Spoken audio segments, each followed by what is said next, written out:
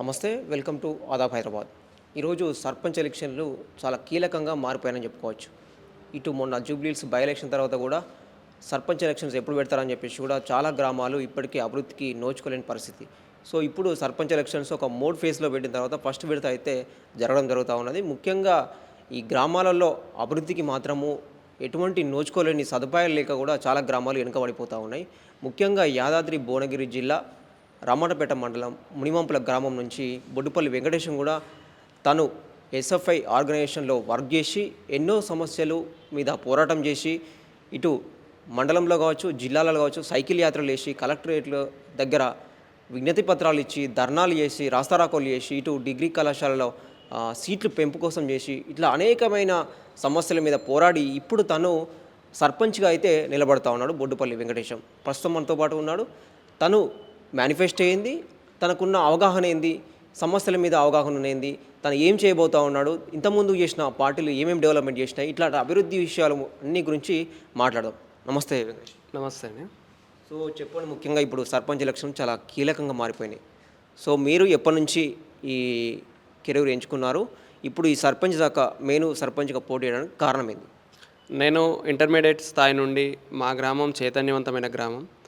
విద్యార్థి ఉద్యమంలో ఎస్ఎఫ్ఐ నుండి నా కెరియర్ ప్రారంభించి రామన్నపేట ప్రభుత్వ జూనియర్ కళాశాలలో ఎస్ఎఫ్ఐ మండల అధ్యక్షుడిగా, మండల కార్యదర్శిగా, అనంతరం నకిరేకల్లు డివిజన్ కార్యదర్శిగా, డివిజన్ అధ్యక్షుడిగా, నూతన జిల్లాలు ఏర్పడ్డ తరుణంలో నూతన జిల్లాకు ప్రథమ కార్యదర్శిగా, అనంతరం రాష్ట్ర ఉపాధ్యక్షుడిగా ఒక 13 సంవత్సరాలుగా ఫుల్ టైమ్గా విద్యార్థి ఉద్యమాల్లో పనిచేస్తూ అనేక సమస్యల మీద విద్యార్థులు ఎదుర్కొంటున్నటువంటి పేద మధ్యతరగతి విద్యార్థులు ఎదుర్కొన్న సమస్యల మీద సంఘటితంగా విద్యార్థులను చైతన్యం చేసి అనేక ఉద్యమాలు నిర్వహించడం జరిగింది.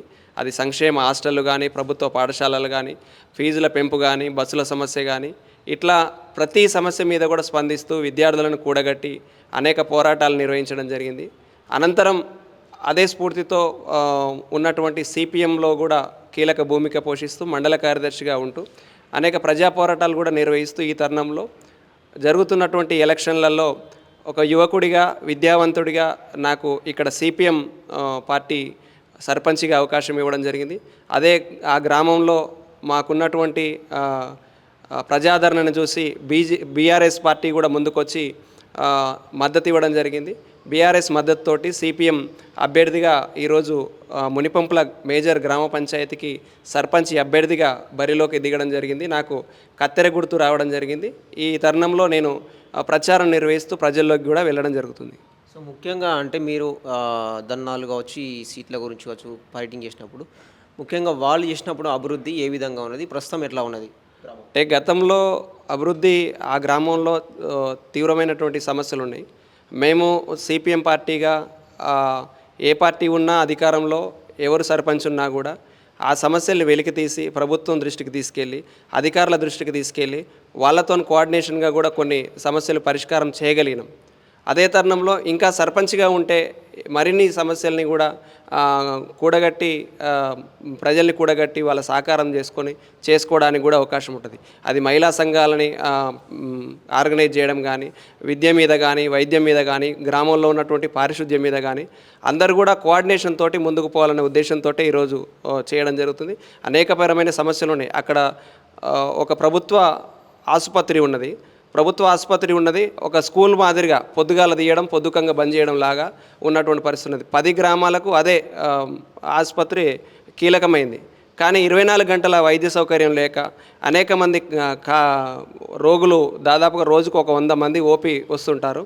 కానీ కేవలం చూయించుకోవడం మట్టుకే పరిమితమవుతుంది తప్ప అది పూర్తి స్థాయిలో వైద్యం అందడం లేదు. కాబట్టి దాన్ని 24 గంటల ఆసుపత్రిగా మార్చాలనేది మా లక్ష్యం.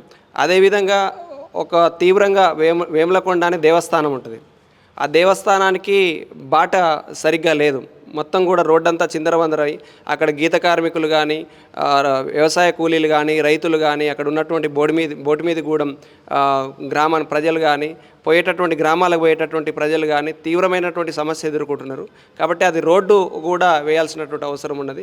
ఇట్లా కొన్ని సమస్యలు, తీవ్రమైనటువంటి సమస్యలు కూడా గ్రామాన్ని వేధిస్తున్నాయి. కాబట్టి వాటన్నిటి సమస్యల పరిష్కారం కోసం కూడా మేము కృషి చేయాలనేటువంటిది కూడా ఆ కోణంలో కూడా ముందుకు పోవడం జరుగుతుంది.